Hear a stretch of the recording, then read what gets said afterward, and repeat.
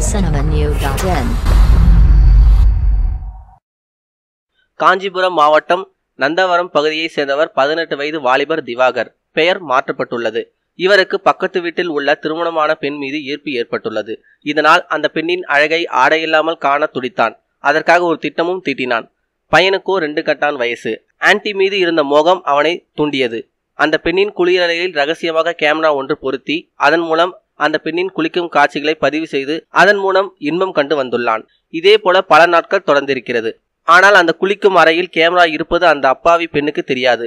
ஒரு நாள் அந்த குளியலறையில் அந்த பெண்ணின் கணவர் குளிப்பதற்கு சென்ற போது அங்கு கேமரா பொருத்தி இருப்பதை கண்டுபிடித்தார்.